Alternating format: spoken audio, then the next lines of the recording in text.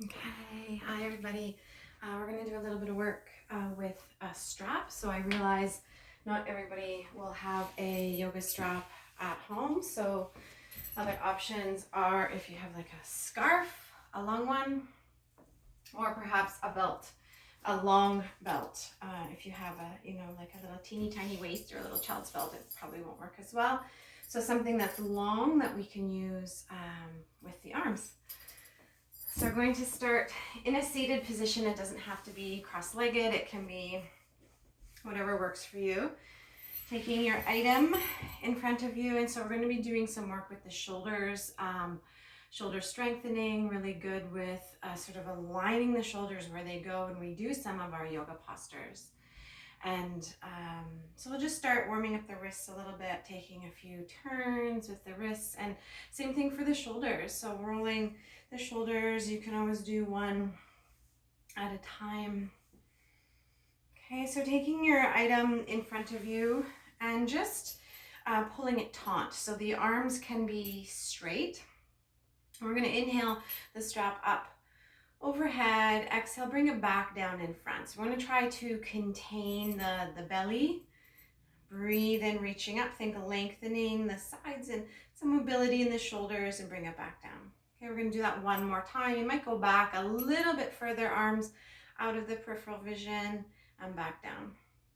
This time we're going to bring it all the way back behind you, so you might even widen your hands on the strap a little bit as we try to keep the arms straight and bring the strap back behind you. Inhale to come up and exhale down. Now you can lead with one arm if that works better in your body. So that would be one arm first and then the other. Use that same arm to come up. And if you're leading with one arm last time, we'll do the other side. Okay, and back up. You can release that for a moment. You're going to inhale the strap or your item back up overhead and just take a little swoop over to the side. So lengthening the side body, trying to keep that strap taut, arms straight, back through center, and then over to the other side. Back through center, taking a gentle twist, keeping that strap taut as you turn to the side, and then center and over to the other side. Back through center, releasing your strap for a moment. We're going to be working with the shoulders into Gomukhasana. So starting by reaching your arm up, bending at the elbow, taking your opposite hand and trying to direct the elbow in behind your head, but without it pushing the head forward. Use your neck, your head and your neck muscles to direct the elbow back behind you. So your hand can maybe start to slide down your neck in between your shoulder blades. And we'll take another breath here. And then release. Again, trying to keep the low belly intact. Other arm comes up. Bend at the elbow and then start to just gently direct that elbow in behind your head. Using your head to push back into the arm and then keeping things contained. Legs can be soft here. One more breath. And then we'll release. So we're going to bring the arms the other way. We're going to take the arm in behind. So we want it to be trying to reach up in behind, between the shoulder blades. So it might be down here. And then taking your arm, other hand on the forearm or perhaps the elbow, and directing that elbow in behind the body. So this is sort of a half, the other half of our Gomukhasana arms. We'll take another breath. And release. And then the second side, so bending the other arm in behind, trying to reach that arm in behind. So as you can see, the mobility in my shoulders is very different from one side to the other. That's pretty common, that we have a little bit more space in one side or the other. Okay, and release that. So we're going to add those two pieces together. Full Gomukhasana has that one arm on the top, that one arm on the bottom. If your fingers link together, great. If not, then that's why we have our strap. So we're going to take the arm up. The strap can dangle in behind you. That other arm will come in behind and perhaps start to walk up the strap. So this top arm again bends behind, just like how we started, but with the strap, that other hand might start to walk up the strap. So again, we're not bowing the belly forward, we're keeping that contained, trying to isolate it a little bit into the arms and the shoulders. Again, head can push back with those neck muscles in a positive way, so without clenching the jaw. And we'll take one more breath. And then release. And do that on the other side. Other arm comes up, perhaps with the strap bending behind you, and that other hand can start to walk up the strap. And take a breath or two here.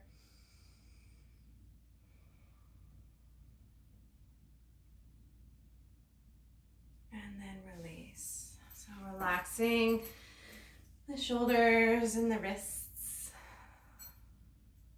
Okay, so the other thing we're going to look at is seated.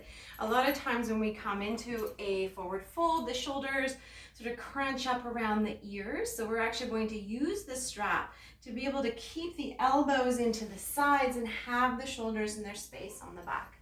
So we're going to come into a seated position, legs extend forward. They can be bent or straight. That's your personal preference. Your strap will come around the balls of the feet, which is where the toes meet the feet. You can have your legs straight or bent. So we want to flex the feet. We're pulling on that strap, so it's taut. Pull the low belly in, kind of scoot those legs forward so that you're sitting directly down on your sit bones, and see if you can keep your elbows connected to your side body. So with the elbows connected, start to hinge at the waist, at the hips. So the arms don't go forward. That might cause a rounding. We're taking a little bit of a different variation. Low belly pulls in and the heart reaches towards the knee. So you might shorten the strap just slightly, keeping those elbows into the side, but notice how the shoulders stay on your back when you do this work. And take another breath or two here.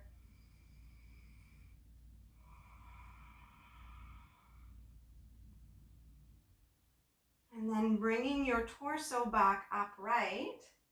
Going to keep the strap on the feet. We're going to release that right foot so we can just perhaps bend the leg and place the foot towards the inside. And so Janu Shirshasana, we're extending that leg, flexing the foot, and we're going to take the strap and scissor. So that top hand, which is the hand of the bent leg, is going to reach up, and that bottom elbow might even come in towards the thigh here. So we're creating a nice long spine. We're opening the side body. Take a breath.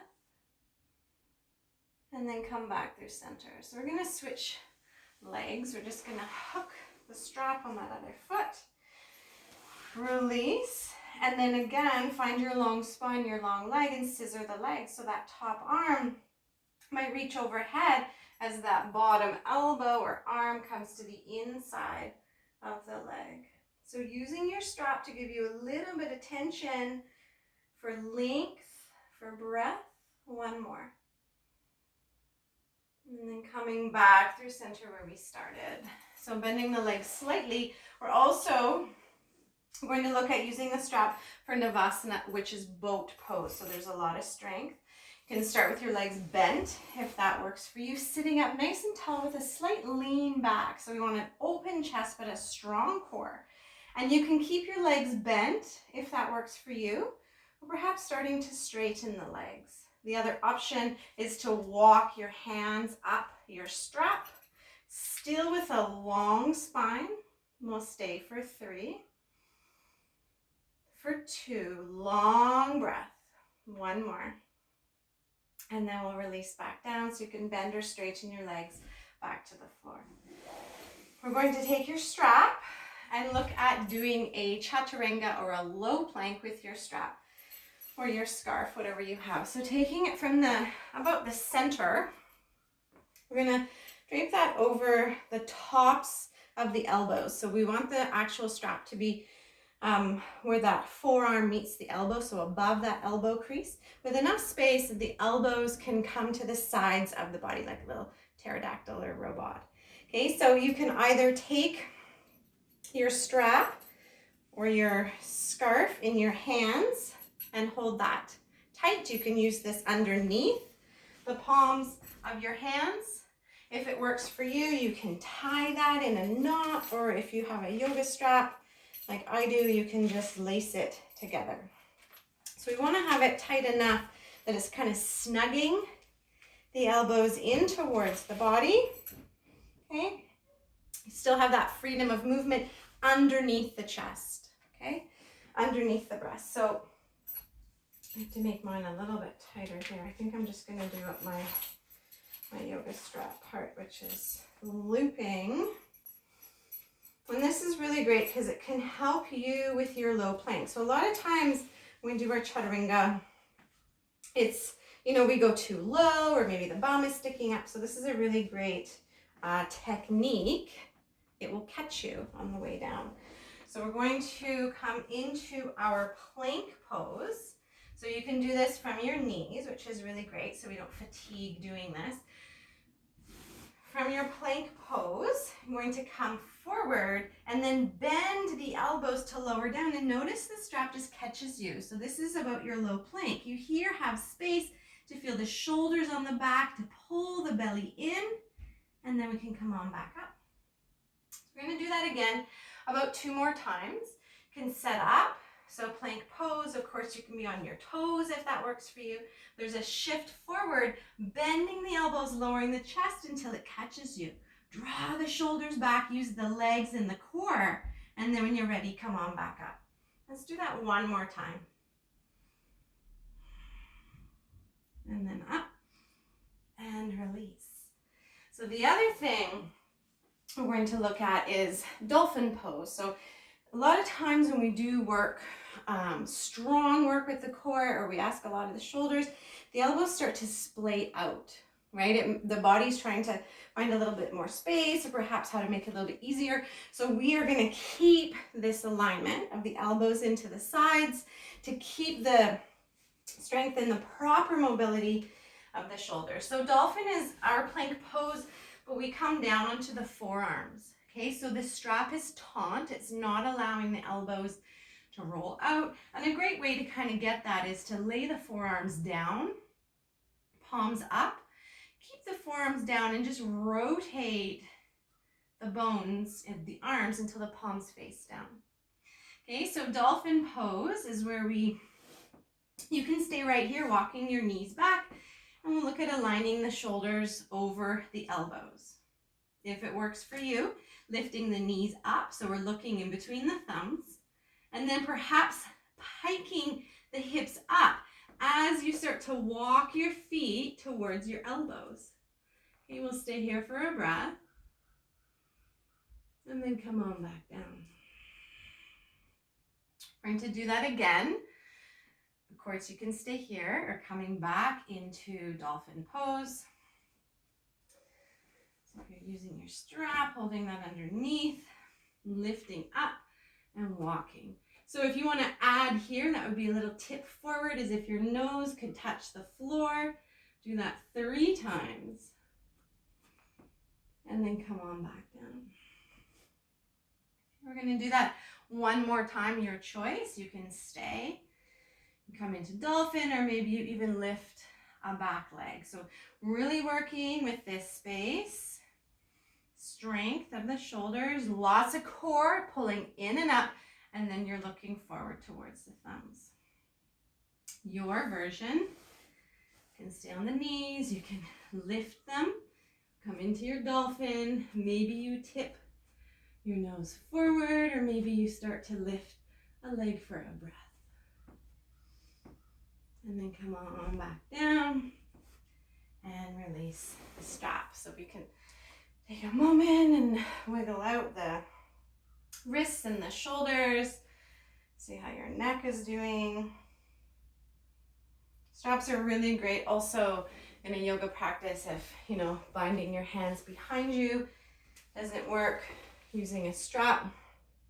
Also really great if we're standing, and we're not able to get the foot to take your straps. I'm just going to leave mine's in a little lasso. You can leave that. And then hooking and bringing that up behind you. Also really great for dancer. Arms come up, foot reaches back, and hands can start to walk back behind you. Okay, so a few options we're just going to look at quickly, so we can do that on the other side. You can start in your standing pose, hooking the ankle, bending your leg, and then you can stay here with knee reaching down towards the other knee or the strap or both ends of the strap. You can come behind you as you start to lift your knee and walk your hands down the strap. So we want the elbows to draw in. Dancer is a standing balancing back bend. Really great place to use a strap. Helps to grow. I find in Dancer, a lot of time the hip wants to open, but the pose actually has the hips square and that leg reaches back behind. So really nice to get that alignment, the openness of the chest. So the other thing we're going to look at, which we will look at the reclined version, but it's also from standing, which is Utthita Hasta Padangusthasana, when we take the leg and open out to the side. So we're going to be doing a variation with a strap. It doesn't have to be in a loop. If you have it, you can totally leave it. So we're going to come down onto the back and just finding a nice long spine. You can bend your legs and again hook that strap onto the balls of the feet. So same as when we were in that forward fold, we're just kind of mimicking that again here now.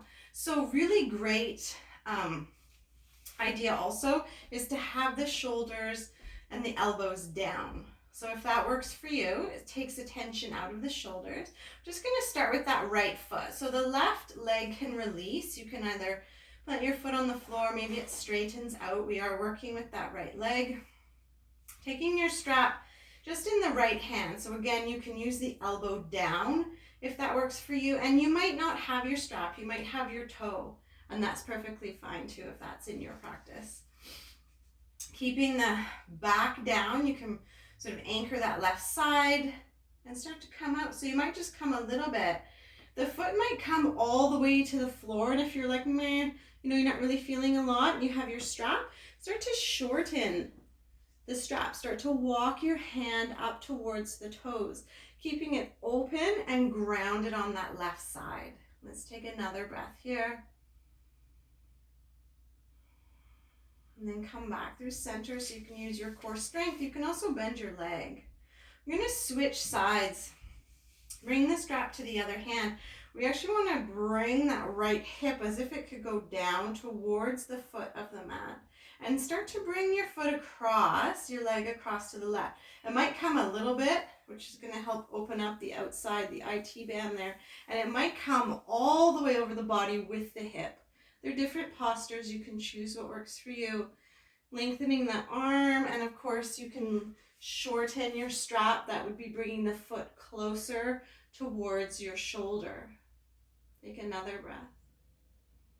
And then back through center. So last little bit on this leg, if you have your strap, if not, you can hold on behind the leg, would be to try to walk the hands up the strap or the leg and draw it closer to you. You can also add by drawing yourself closer with a long spine. So again, the shoulders are still back and down. One more breath. And release yourself back down. So the easiest way switching feet for me is just to hook the other leg in the strap. You can do what works for you. We release that right leg. Of course, it can bend or straighten. You might find your elbow down on the floor on that left side. Right side can anchor. And then open up just to wherever it works for you. We try not to have a expectation of where this will go or disappointment for where it doesn't go. We're just checking it out. Just creating this mobility. Trying to allow the shoulders some space. And then coming back through center. Switching hands on the strap. Again, you might have your toe, that's fine. And coming over a little bit or all the way. Option to lengthen, or I guess that's shorten your strap. Take another breath. And then coming back through center. Last little bit here is lengthening that leg. You're pushing into the heel, straightening the leg, maybe walking your hands up your strap, maybe walking your torso up towards the leg. Take another breath. And release down. Okay, and then to end, this is one of my favorites, is to bring the strap around your thighs. And you can make it a little bit tighter. We don't want it snugged, you know, so that they are really, really close together. We want to have a little bit of space. Okay, so you can just stay here. You can have hands under the hips. Or if you have some wall space, just scooting over, you can sit beside the wall, swivel over, and then legs up the wall. So the legs are supported by the wall. You don't have to have your bum on the wall. And the strap offers a really nice restorative piece to just allow the legs to kind of flop without having to engage any muscle. So you can stay there for as many breaths as your time allows. And thank you so much for sharing in our little strap class. Namaste.